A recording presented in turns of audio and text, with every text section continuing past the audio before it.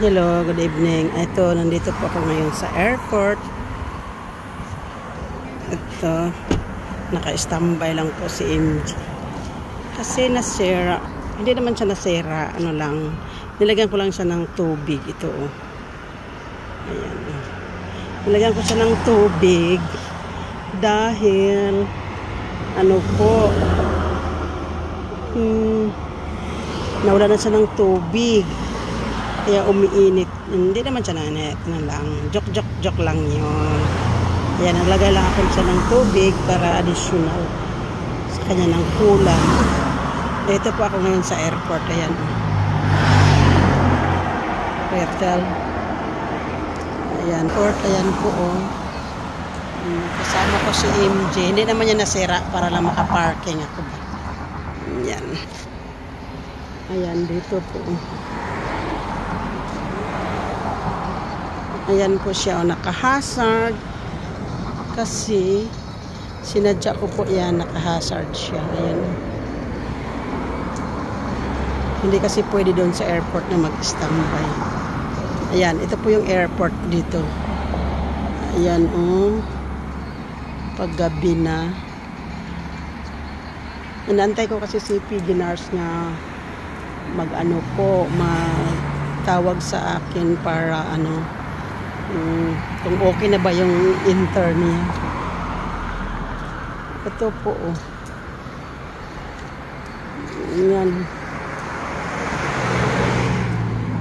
Ayan po si MJ, ang aming sasakyan. Hinasard ko lang po, binuksan ko yung ano niya, harap niya para ano, para makasingaw. Kasi naghintay ako ni PG nurse na tatawag.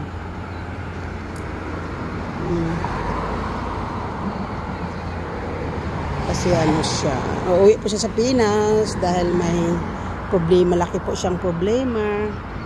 Ayan, kaya naghintay ako sa kanyang tawag. Ito po, oh, may basa. Oops. Ayan. Ito po ang aming sasakyan.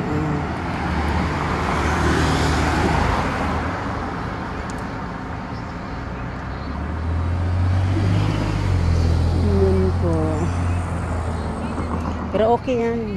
Lumalaban yan si MJ kahit saan. Nilagyan ko lang po kasi siya ng tubig. Kasi para ano po siya. Pero iikot na rin ako ngayon. Bago pong pintura yan. Busy ngayon ng airport. Daming ano. Daming pasahero. Naglapagan. Ayan.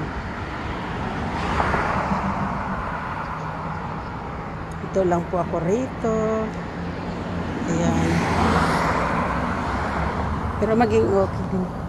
Tagal yung tumawag siya. Ito po ang view. Yan ang airport. Runabout. Yan. Runabout yan.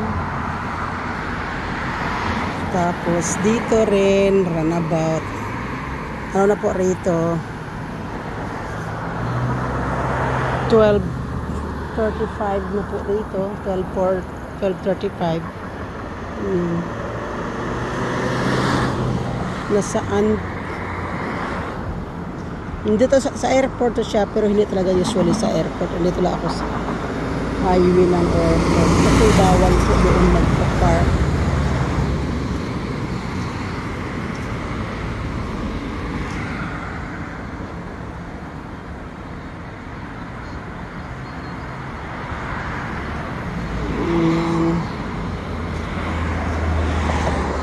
Ito, Premier Inns Hotel yan. Ano yan siya, airport hotel yan siya.